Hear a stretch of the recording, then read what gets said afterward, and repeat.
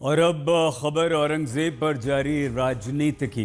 महाराष्ट्र में औरंगजेब को लेकर राजनीतिक घमासान तेज है। औरंगजेब की तारीफ करना समाजवादी पार्टी के नेता अबू आजमी को काफी महंगा पड़ गया। कई जगहों पर प्रदर्शन उनके खिलाफ जारी है। उन्हें विभिन्न हंगामे, विरोध और प्रदर्शन के बीच विधानसभा से निलंबित कर दिया गया। हालांकि इस मुद्दे पर सहयोगी दल भी अपना पल्ला झाड़ रहे हैं। उद्धव गुट की ओर से भी अबू आजमी का विरोध किया गया है। हालांकि कांग्रेस के कई नेता अबू आजमी के समर्थन में हैं।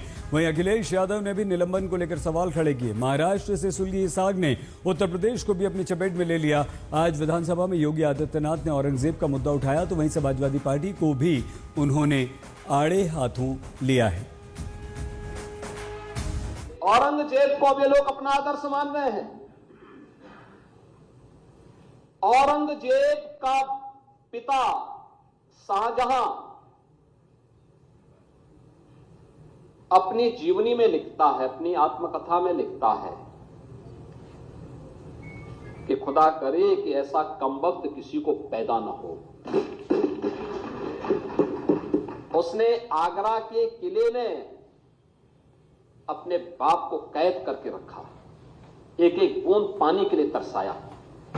और अगर इनको औरंगजेब पर गौरव की अनुभूति होती है तो ये लोग कम से कम पटना की खुदाबख्त लाइब्रेरी में जाकर के एक बार शाहजहां की ही जीवनी को पढ़ लें, देख लें, उसकी पीड़ा को देखें। हां, जिनका आचरण औरंगजेब जैसा है वे लोग तो औरंगजेब पर गौरव की अनुभूति करें, लेकिन भारत को कम से कम इस पर न करें। और समाजवादी पार्टी को इसका जवाब देना चाहिए। भारत की आस्था पर प्रहार करने वाला दुर्दांत, धर्मांत, क्रूर शासक, उसको समाजवादी पार्टी आदर्श मानती है। जो प्रोफेसर लोग जाकर जगह जगह मीटिंग करके औरंगजेब के लिए ऐसी बातें बोलते हैं, वही बातें मैंने बोला है जो ऑन रिकॉर्ड मेरे पास है।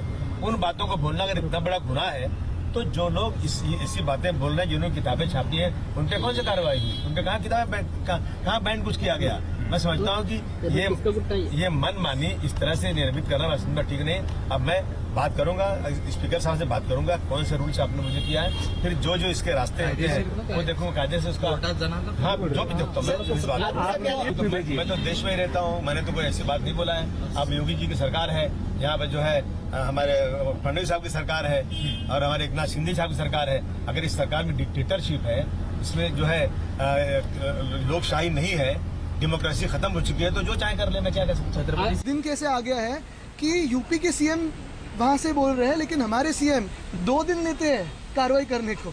हमारे सीएम पे ऐसी नौबत आ गई है कि जब दिसंबर में किसी की हत्या हुई थी, कल फोटो आने के बाद एक मंत्री को इस्तीफा देना पड़ा।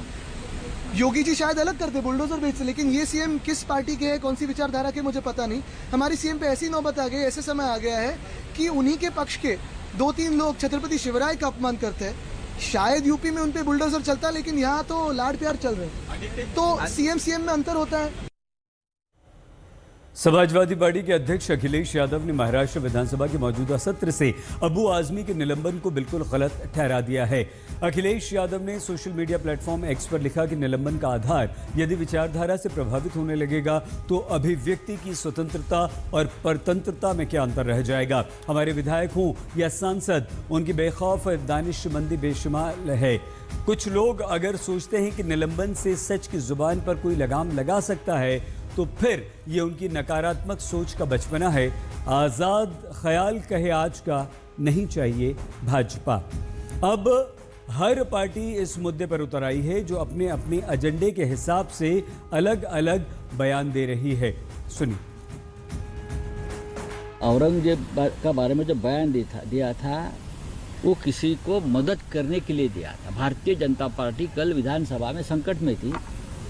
धनंजय मुंडे के ऊपर प्रतिपक्ष विपक्ष हमला करने वाला था, हमलावर हुआ था, तो उनसे ध्यान हटकाने के लिए बीजेपी की तरफ से एक आदेश आ गया अबू भाई को, कुछ ऐसा स्टेटमेंट दे दो कि हम भी हंगामा करेंगे, हम भी भाषण करेंगे और पूरा माहौल बिगड़ जाएगा।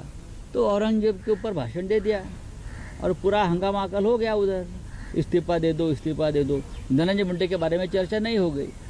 अबू आजमी या ओवैसी साहब इस प्रकार की हरकतें हमेशा करते हैं। राजे महाराजे जो है उनकी का अपना स्टाइल होता था, वो सत्ता हासिल करने के लिए कुछ भी करते थे, तो उनको एक उस प्रिज्म से देखा जाए, ना कि किसी मजहब के धर्म के आधार पर किसी राजे महाराजा की का व्याख्यान करना चाहिए।